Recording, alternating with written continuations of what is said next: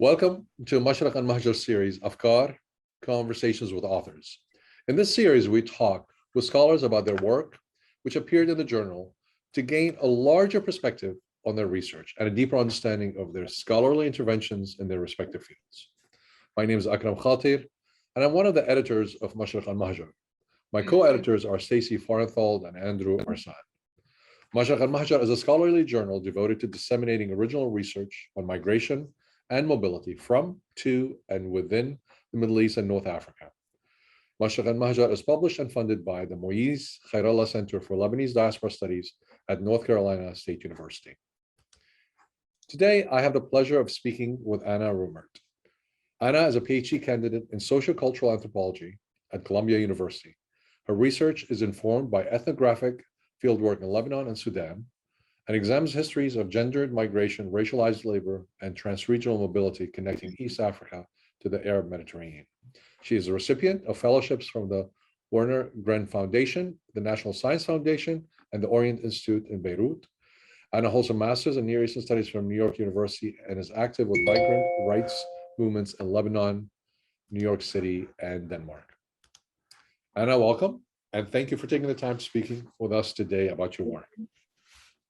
So what I'd like to do to start out is I'd like to talk a little bit about the path that took you into academia and advanced graduate studies. So if you could talk a little bit about that and what brought you to it, and then we'll talk about anthropology. Yeah, thank you so much for having me here, Akram, in the studio. I've been an admirer of your work for a very long time and had the opportunity to talk to you before in workshops at Kafala. So glad to meet you again. So after high school, I'm from Denmark, and after high school, I moved to Syria and studied Arabic for God knows why reason. And from there, I moved to Beirut and started actually my undergrad studies at AUB in Beirut. And I remember, when I had to choose my sophomore courses, I was looking at like the course descriptions of Anthropology 101. And I was like, that sounds interesting. I'm going to try that. And then the first class, the first day, which was with Richard Smith, esteemed professor who I'm still in contact with, he had assigned the Communist Manifesto as the first reading, first day of school in university. And I was sold. So from there, if the whole course was very stimulating. We read philosophy, history, and Middle East anthropology. I remember reading Laila Bolochot's Veil Sentiments. And from there on, I just went deep into anthropology and I never left it, I guess. I'm still studying anthropology 11 years after. That was in 2010. But then I also, at the same time, living in Beirut, became interested in ideas of, trying to understand, as many people do, I think, they're the sort of explicit forms of racism that take place and their articulation in the migrant rights, migrant lack of rights, we can say, conditions. And I became active with some of the migrant rights movements that were taking place at the time and which have grown much since then. So I was already sort of thinking about those things at that time in my undergrad.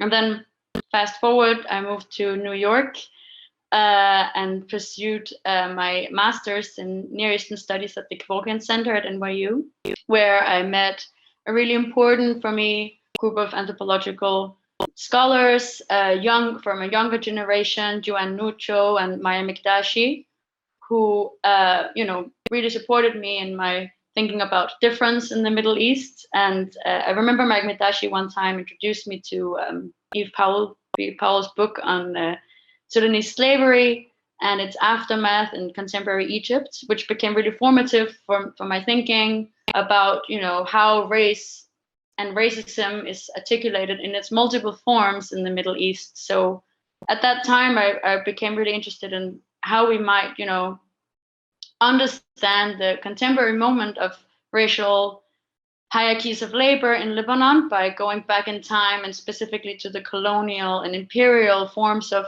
labor transaction and transaction of ideas between European colonialism and late 19th century Ottoman Egypt and it's how it sort of traveled into Lebanon. And I was interested in this not because of searching for some sort of origin story of racism. We know, of course, that this is an unproductive trajectory anyway. And also not because I wanted to explain racism by way of European colonialism, saying that colonialism necessarily invented anti-Blackness in the Middle East, but because I think, we talk often about the explicitity of racial violence in the region, but we maybe don't always know how to sort of historicize it and look at how it's formulated outside of the transatlantic context, right? So, مثلا بالعربي, like how are identities racialized? We have the transatlantic language of black and white, but there are obviously multiple forms of identity and racial self-identification in the region that I think a new group of scholars are really looking at, moving from Eve Powell's work, and Beth Barron has been writing histories of, like the abolition in Egypt and how sort of, slavery sort of continued in various forms in the Egyptian household and in labor identities. And also, there is a group of young anthropologists looking at this in Lebanon in a more like intersectional analysis, taking into account how, gendered identities also are differently racialized. So my colleague from Colombia, Sumaya Casamali, has written about this, and Cynthia Issa. And so I'm drawing from all of that. I mean, all of this work I became interested in my master's, and then going into my PhD at Columbia and working with people there who, are thinking about racial difference and internal racism in the region as well.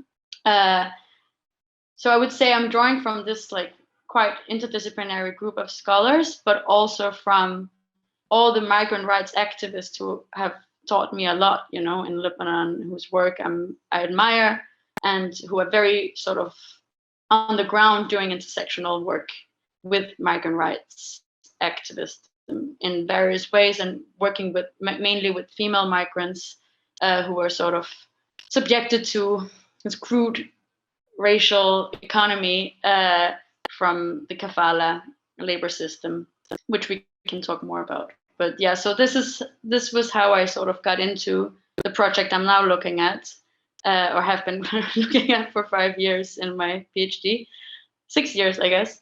I'm in my 6th year. Yeah, I have to remind myself that, which is about Sudanese male migrants mainly in Lebanon. I traced their history, which is an intergenerational history going back to the 50s, and then I also traced that migration back to Sudan. So sort of half of my work is in Lebanon and half of it is in Khartoum with migrant returnees and their families. Great way for us to jump into the article that you published with Mushraq al-Mahjar. I Yes. am going to come back to a couple of things that you kind of highlighted, and we will expand on them at a larger level. One is this nexus of activism and scholarship that was a touchstone for you, both in terms of your own career and then obviously in your future trajectory. So I'll probably ask you more about that in a bit. Also, I really would like to go back to this kind of larger trajectory of the dissertation and the project as a whole, and where you see yourself going in the future. But for now, I would like to jump in and talk a little bit about your article titled "Good Guys, Mad City: Etiquette of Migration Among Sudanese Men in Beirut," which appeared in 2020 in the second issue that's titled "Labors of Need." So before, I have a whole lot of questions, but if you can just, for our audience and listeners, if you could just situate the article a little bit, the contours of the articles in terms of frame it for us a little bit, and then I'm going to get into some specific questions about it. Okay, yes, definitely. First of all, the title is perhaps a bit tongue-in-cheek loan from Kendrick Lamar, the famous rapper who has an album called Good Kid, Mad City. So the reason I took this title, Good Guys, Mad City, is because I noticed, and I will describe this more, but this way in which the migrants I was talking to in Beirut were always distancing themselves from Beirut, from the place they were in this almost creating this moral economy of behavior and identification, where they were sort of upholding a certain etiquette that they saw as crumbling around them. And so the scene that I begin with is where I'm sitting in a living room with a group of Sudanese male friends, watching the Lebanese uprising unfold on TV. And we were in Kadam Zaytoun, we were in Beirut, but we were watching the uprising from afar, from their living room on TV as it unfolded. So this already, you have the distance between the city collapsing, and the first sentence is, look at the Lebanese fucking it up for themselves. Excuse my French, but it's translation. And the reason that they were watching the uprising from afar, even as they had to cross the street to go to work, and even as they were, in the middle of the city, is because they didn't feel safe, as they tell me in this opening scene, joining the protest, and they also didn't feel welcome. They didn't feel like it was their revolution, and they told me, we're not here to be revolutionaries, we're just here to work. Our role here is not to be political. Even though migrant workers are a substantial part of the working class, and by some measures, all the different sectors, the agricultural sector, the informal sectors, illegal trade, reproductive labor, migrant workers are really the majority of the working class in Lebanon. And yet you had, in this case, in the 2019 uprising in Lebanon, which, by the way, I fully supported, and I was very much in solidarity with, but I'm just talking about this aspect of it. You had a general strike that the majority of workers could not participate in because they're not legally workers by law, because of the way the Kafala system is not actually included in the labor law in Lebanon. They're sort of in parallel to workers. And but for that reason, it's not safe legally for them. They're not unionized. They're not protected. I know that a lot of Lebanese workers are also not protected by the labor law, and informal workers. But it is the case that in this context, migrant workers felt particularly excluded. And what I ask in this opening scene is, what is the effect of having, such a large part of the working class being not considered a political subject, or not having a political agency, right, legally. And in my work moving forward from this article, this is a question that has haunted me, really, is, how do you have a general strike that the majority of workers can't participate in?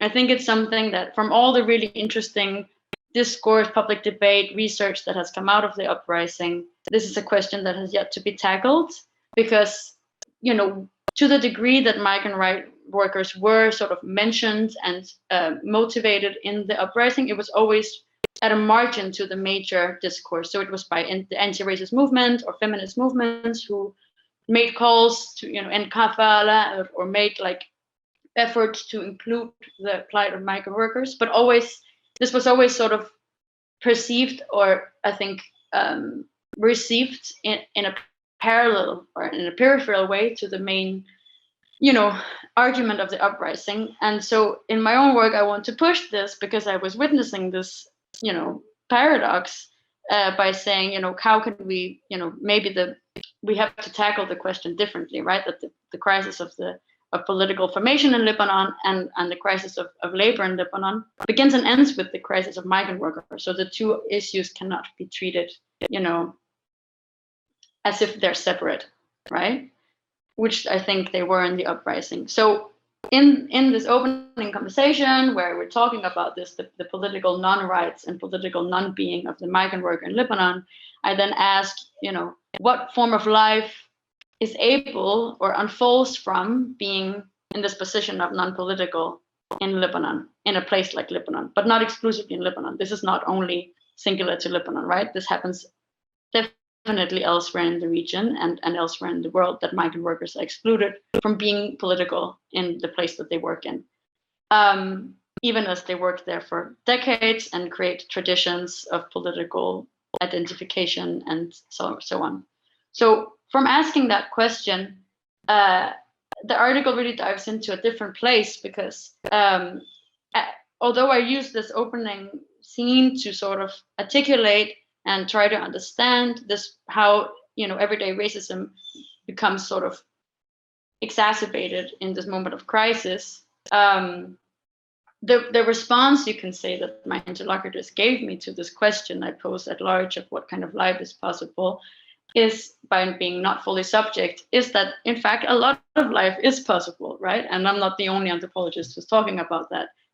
Several anthropologists who are working on migrant workers in Lebanon have documented the ways in which migrant workers have been able to, despite these conditions, really creating full communities. They run businesses, they marry, they have children, they go out to dance and eat, and they organize politically, despite all of these activities that I just mentioned being illegal for them, right? Including having children, quite importantly.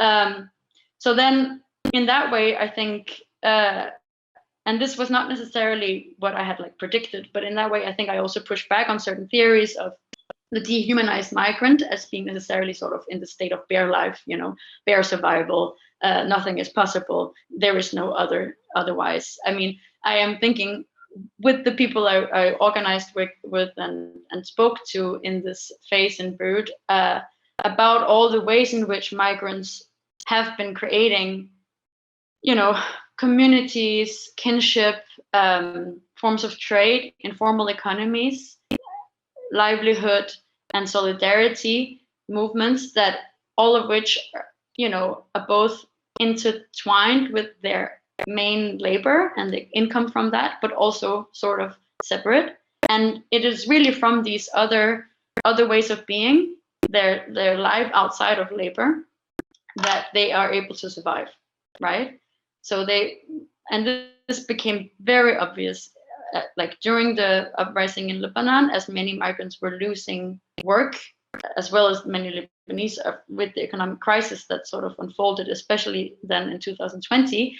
The way that migrant workers would survive was by living with each other, cohabiting, paying each other out of various difficulties, hospital bills, and they have these, mutual aids networks where they save money together, and that money goes to paying whenever somebody's in an emergency. So it happens on a crisis level, but then when crisis becomes the everyday, it that those funds are stretched thin, and you would have 25 Sudanese men living together in one room and sharing food and so on. But this is really care labor, right? And it's not something. There's been a lot of really good work on care, especially within queer studies, Black studies. But here I was sort of looking at it in the scene of mainly male migrants who don't necessarily identify in queer ways, but who are practicing forms of love that are not reproductive. This is actually also what I'm arguing. So I'm trying to think with a lot of other literature here while describing a case that's not necessarily it hasn't really been looked at before, I think. This is a fantastic description. But before we go on further, and I want to ask a few more questions about this kind of care system that develops and the intergenerational tensions that are inherent within it. Just for our audience's sake, for folks who may not be familiar with Kafala, and you're right, Kafala is practiced throughout the Middle East, not just in Lebanon, and particularly in the Gulf, actually. So could you just briefly describe how Kafala works? Yes. So, I mean, Kafala is often spoken about, but is often misunderstood. I mean, for example, the beginning with us calling it a system, right? I mean, you didn't do that, but many people do, and it is not actually a system. It's not even part of the labor law in Lebanon. It's sort of added to it as a note, which meant that for a long time migrant workers were not even under the jurisdiction of the labor ministry. They were under the jurisdiction of the interior ministry.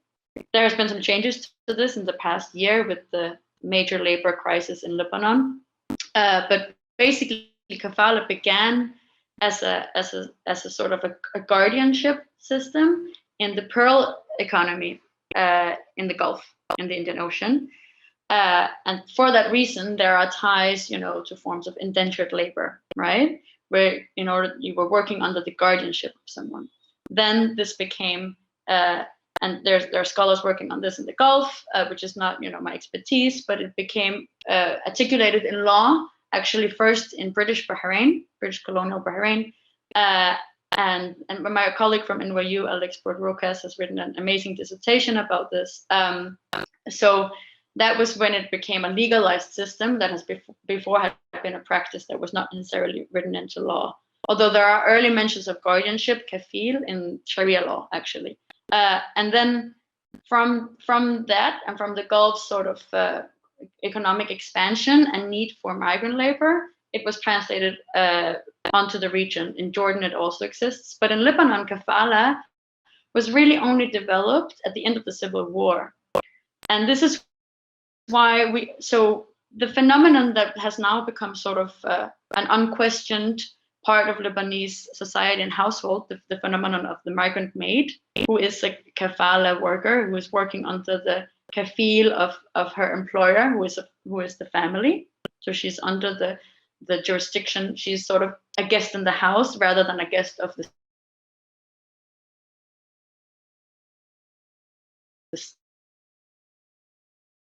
worker, which also means that the worker cannot do anything without the approval of her employer, which is a citizen, not a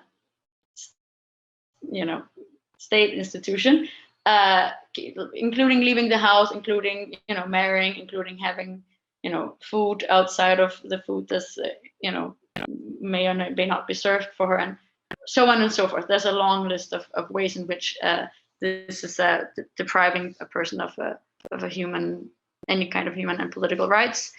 But this system was only it developed in an ad hoc basis at the end of the Civil War, when the first sort of arrival of non-regional migrant labor really expanded. So you had Sri Lankan women coming in the mid-'80s, and migrant agencies began to grow in Beirut at that time. Because, interestingly enough, we think of the Civil War as this long, moment of exception, but actually in certain ways, the economy was growing at the time, right? And so some people had no money, but other people, when you know more about this, had their economies were expanding. And also you had a lot of Lebanese people coming back to Lebanon at the end of the war. And, Ray Giardini, for example, had interviewed some of these families who sort of formulated or articulated that they were they were not any more comfortable hiring Lebanese or Syrian service workers in the house, which had before been sort of the practice. And they were more comfortable hiring non-regional subjects in the house because they were not political in the same way. Now, just a small mention, which is part of why I'm working on the Sudanese migration, is that Sudanese migrants were working in Lebanon much before this time, much before the Civil War. Since the 50s, you had Lebanese households, elite households, recruiting and hiring Sudanese houseboys, uniformed butlers and cooks, and also drivers and gardeners. This was the first class of Sudanese male labor in Lebanon. So that precedes both this feminization of reproductive labor and the sort of outsourcing of reproductive labor to female migrants from South Asia and Africa. And it also precedes then the kafala, what we know now as the kafala system, which has become the normal, which has become the norm, let's say, for migrant work in Lebanon. So this is a long, perhaps. No. This is excellent. Actually, absolutely superb. You're doing. I think it's fabulous. I want to talk a little bit about the construction of the Sudanese subaltern society, within Beirut. And I assume some of them are working outside Beirut, but we'll come to that later. When you talk about the notion of adab, when you're talking about family, when you're talking about some, this idea of ghurba and hijra and the contrast between the two. But before we get to these three kind of vectors of discussion in your article and in your work, I assume, I'm kind of curious about the racialization aspect, the race aspect. Because you just said that the Sudanese labor force precedes the Civil War. It's in the 50s, it's coming in.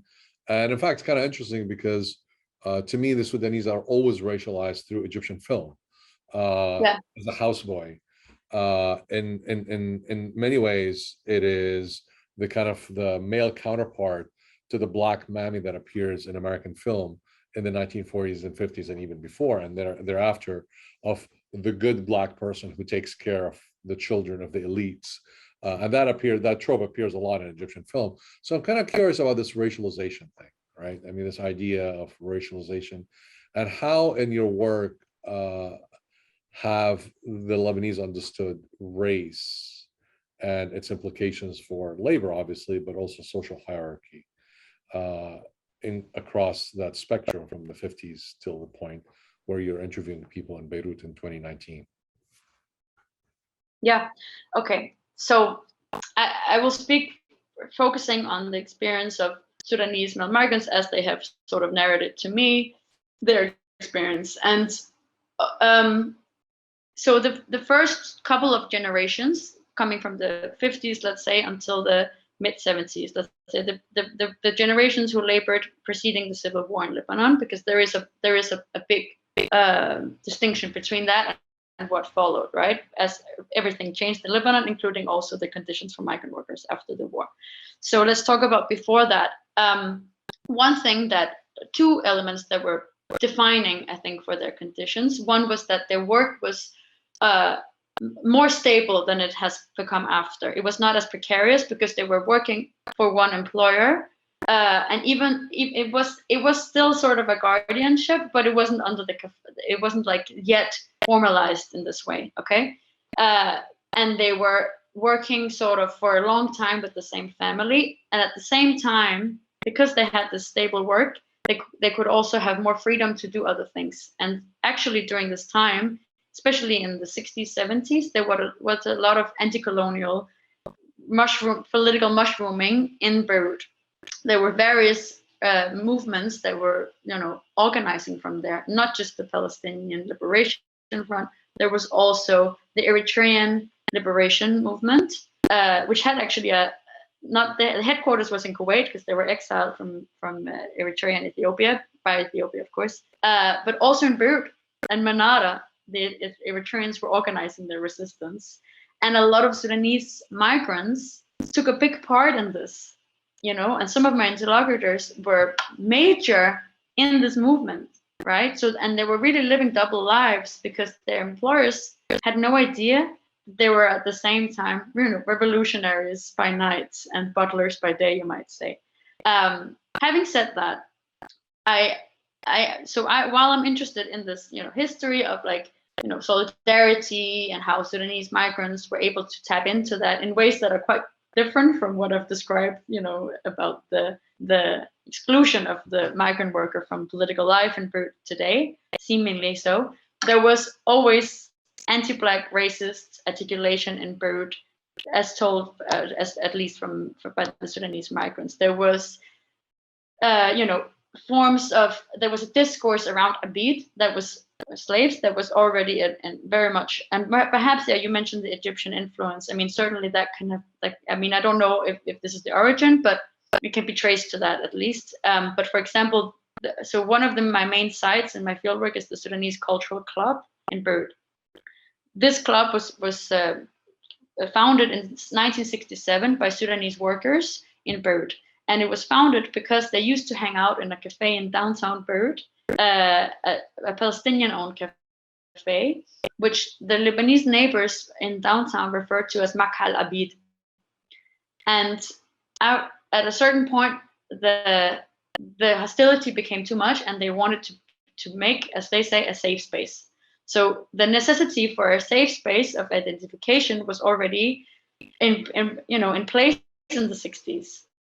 And I've also heard, so at this time in the 60s, there was also a lot of Sudanese and other African intellectuals in Lebanon who were not migrant workers, who were, for example, students or professors at AUB, right?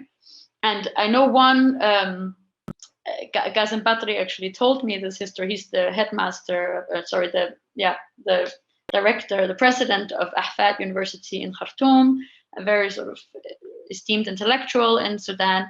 He told me that when he was walking in Beirut in the 60s, someone said to him, he pointed to another Sudanese across the street and said to Qasim, Haida aktar albid minnak.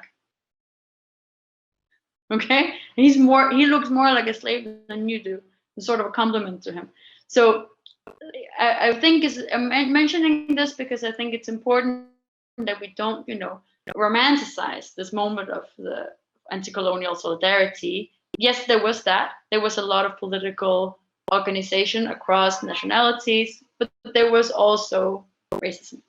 But I think what's different from that time and today, and the reason why there is this intergenerational difference of labor experience between Sudanese migrants and Beirut, and also difference of precarity, is that migration has become more of a business now, with agencies and various economies around, like border economies, for example. I haven't mentioned this yet, but the way that Sudanese migrants come to Lebanon is via Syria, and they're smuggled in via Damascus, and they arrive therefore without their papers, and then they sort of get their papers after that through the general security immigration authorities in Lebanon.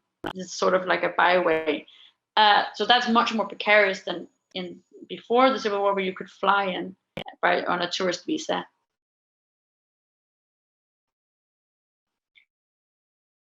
This is actually changing now. Lebanon has changed the conditions of migrant labor. There might be new openings actually, and other things closing. But so this made labor in Lebanon legal time. Many more people have been coming. So I think the experience of the racial capitalism that migration, now is sort of generates in Lebanon was not before experienced in the same way, but the cultural experience of racism was very much in place. There might be sort of gaps in this history, but this is what This is incredibly helpful for me and obviously for audiences. Now I want to go back to this kind of construction of Sudanese aid society, Sudanese community organizations, Sudanese communities, and subjectivities that you really discuss at length in the book. And you start out with this whole notion of adab. I found that discussion of the suffragi, as the Egyptians would call him, with Haytham, who's one of the older Sudanese interlocutors, very engaging. You write, and I quote, maintaining civility and composure from external conditions of precarity and disrespect through self-fashioning an aesthetic and sensibility of self-composure within the safe space of the community constitutes an act of survival for these men. So you bring in this concept of adab, which comes from classical, Arabic literature, Middle Eastern culture, and then that carries its way forward. So how is it that this notion of moral, upstanding values, culture is being used by this community of marginalized Sudanese worker, intergenerational at this point that you're interviewing? What role does it play really in essence for them? So it's the way I've sort of understood it is that it's an intergenerational economy of labor discipline, which is then also gains like an ethical value, right? So, and it's intergenerational in the sense that the generations I've now described who worked, who was in Lebanon working on the better conditions than today before the Civil War, they have been creating, they have formed these communities that are of both social and political, identification among Sudanese migrants that younger migrants tap into and are really, when you arrive in Beirut as a Sudanese, you don't arrive to, a blank slate. You are arriving into a tradition, and you're arriving into a network of kinship, really. And so the older migrants will take care of the younger migrants in many ways. They will live with them until they get a job and can take care of themselves. They will pay for them, but they will also teach them, and they will also discipline them. And when the first lesson they teach them is do not be political. And it's actually written in the constitution of the Sudanese Cultural Club, which I read with one of the authors of this, an elderly migrant. that the Sudanese are here to work, we're not here to be political. And this is the condition by which they have been able to survive a very hostile environment, which is hostile to many people, not just Sudanese, right? And a really hyper-capitalist environment too. So the way that this lesson is a lesson of survival, right? It is like, be quiet, don't make trouble. You know, we as a community must not make trouble.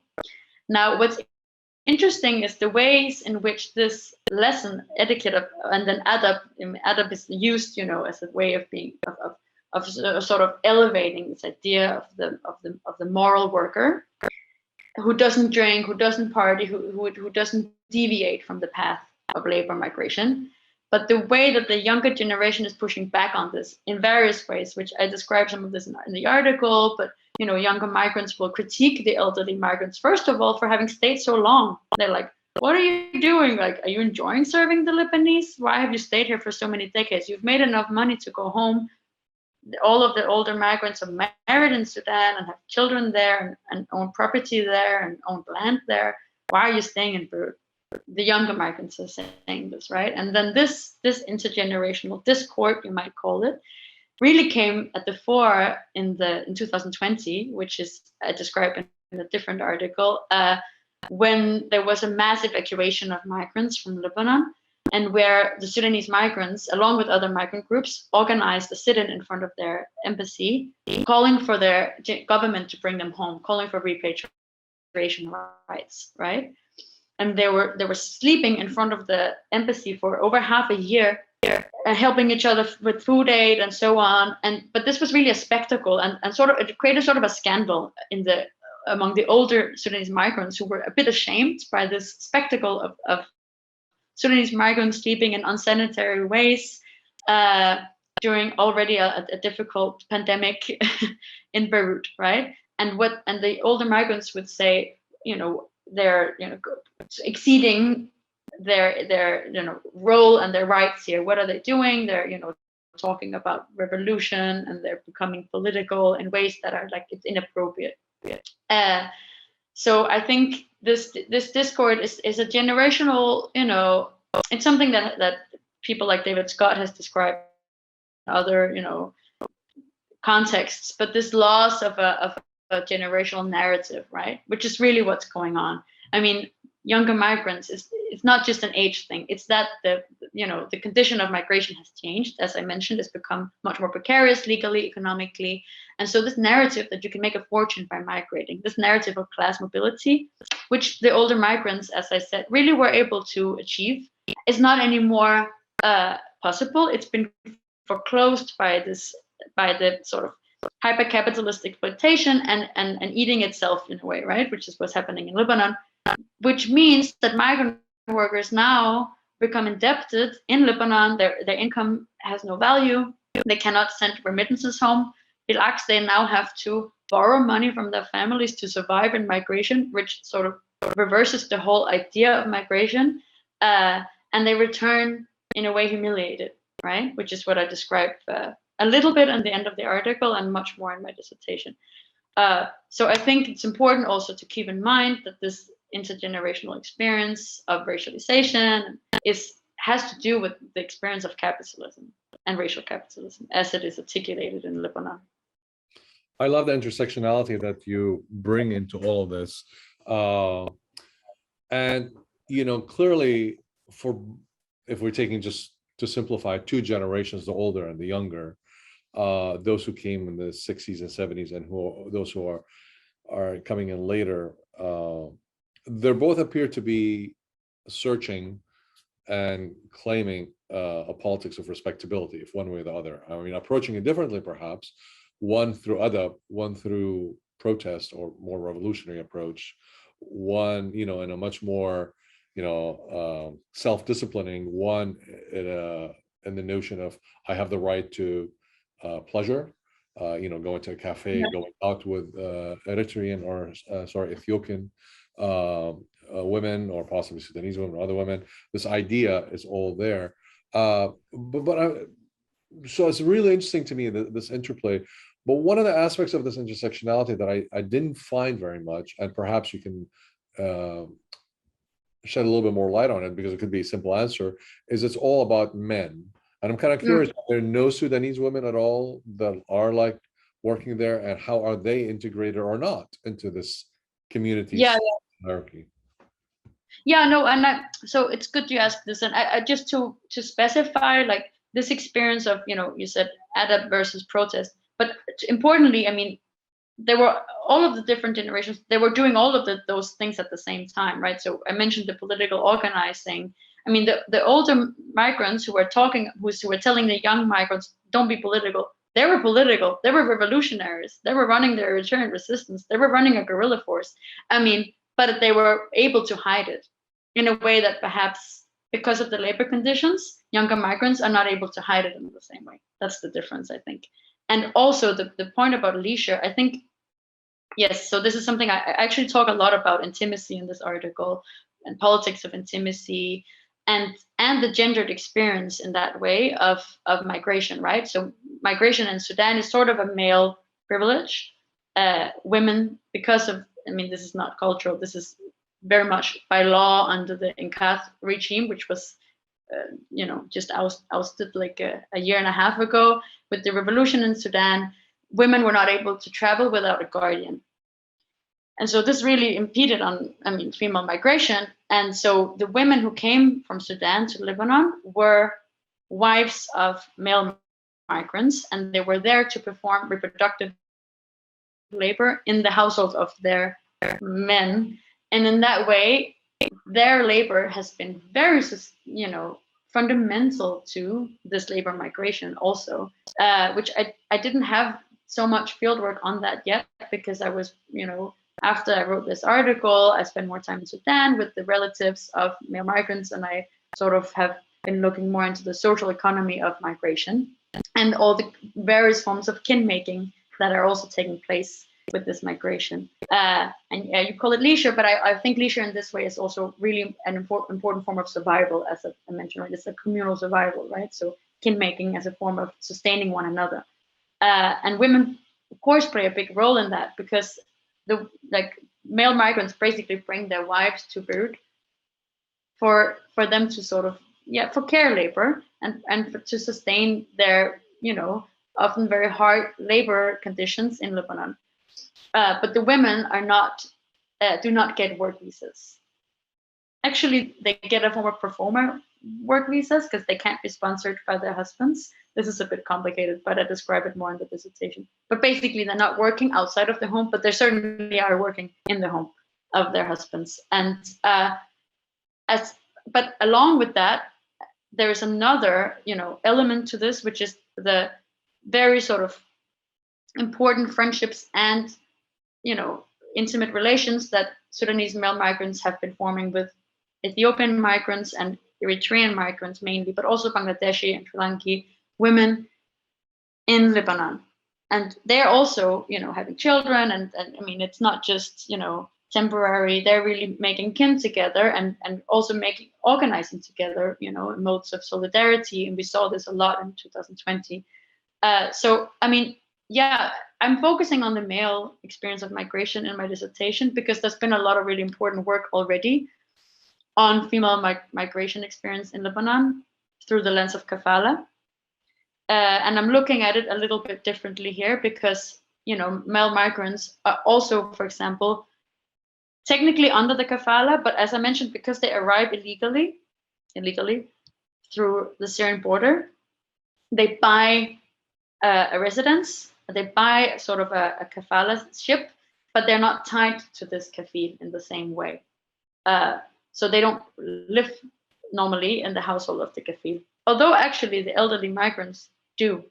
So there's also, although like their work is less precarious, you might also say that it's a little less free or a little less flexible in the capitalist mode of speaking of labor.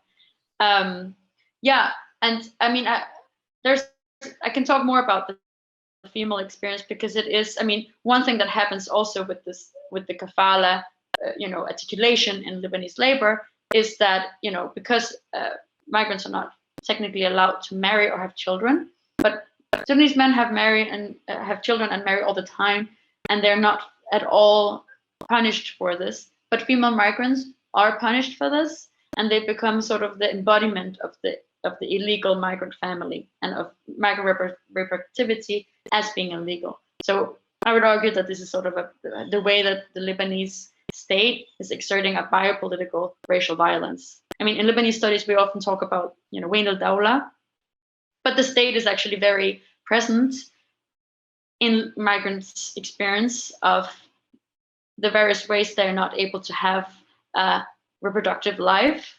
And reproductive, I mean, in multiple ways, not only not having children, but also all the other ways they can't reproduce themselves, especially female migrants who can't leave the house and so on of their employers. And in their experience, the state is very much at large, you can say. Yeah. This is as everything that you have said is incredibly enlightening to me, actually, and I'm finding this so fascinating. I can go on for hours, but we obviously have limited times, and I literally have 20 more questions, so obviously we're not going to get to those. Go on. By the way, you've been an inspiration. You're the one who's been talking about the gendered experience of migration, I think, much before many others were looking at that, Well, thank you. That it and was the way the Lebanese family, right? Yeah. Yeah. So I want to conclude our conversation by pointing forward, so to speak. Of course, I invite all those who are listening to this to read the article. It's incredibly well written. It is very generative from my point of view. It raises, I mean, I've been dealing with ightirab and hijra, well, for a good 30 years. And I found your one paragraph of discussing them incredibly eloquent, especially the dual alienation of ghurba, and the alienation of self, which of course, anytime somebody immigrates, there is per force an alienation of self that you have to reclaim. I mean, there's a whole lot of literature on that, but also alienation of the environment around. It's a very powerful concept, and I wish there was a singular word in English that we could use with ghurba. I don't find there's any. I've been trying to think of one word that would describe it, but I haven't really been able to. Yeah. But I want to take us from the article, and again, please, folks listening, read the article. I want to talk a little bit about forward. I mean, where are you going with this dissertation, and where you see yourself in the next research project, perhaps? And we'll conclude. Right. Yeah, so I just returned from my last research trip, or for now at least, in Sudan, where I was following a group of migrant returnees who had returned from Lebanon with the crisis in Lebanon because they had lost their work there and were even more, caught by indebtedness than what I had already described was like a sort of a phenomenon among migrants. So they were really sort of victims of migration in the sense. This is how they would speak about it themselves. And what I found was that they return to a post-revolution Sudan, which we haven't talked so much about, but the revolution in Sudan has also been a generational paradigmatic experience in Sudan that they were absent from, right? And so they return to a changed society that is also struggling really economically now with formulating itself on new terms.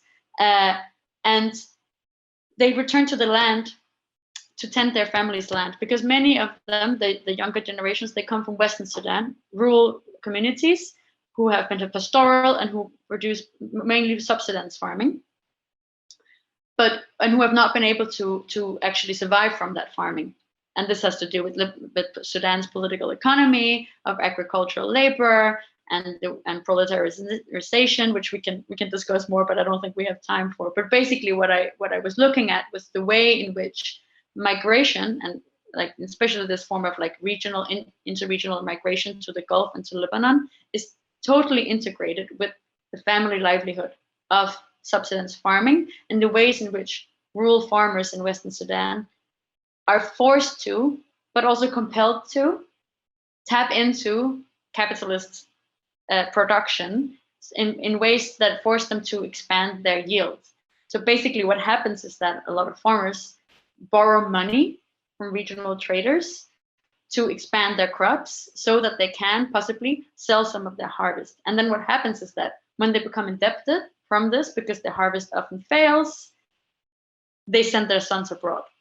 And this was not something, this was an element of the migration economy, although I've been thinking a lot about all of the different entanglements of informal and formal labor and economy that like this migration is part of.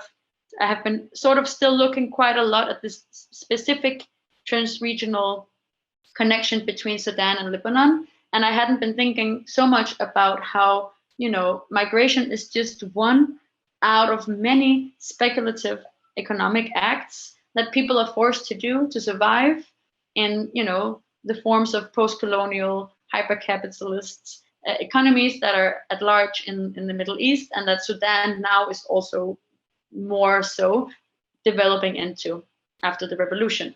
So basically, whereas before I think in the early start of my fieldwork, I was focusing on this sort of singular formative experience of labor migration in Lebanon.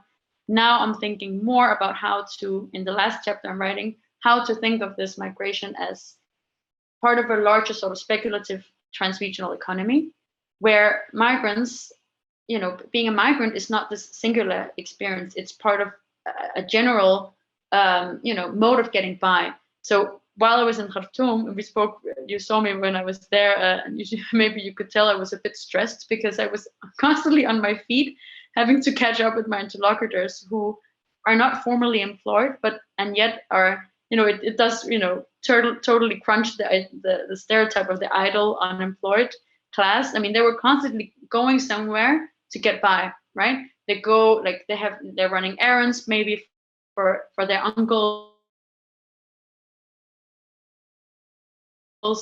from one souk to another. They're Saudi, right? They're always speculating about, should I go to Saudi? Should I go to Egypt? They go to Egypt for a while. I mean, already in this past year, several of the people who left Lebanon to Sudan have already gone again and come back. They go seasonally to work at a construction site in Masad. That doesn't work, they come back. They go to Saudi, it doesn't work, they come back.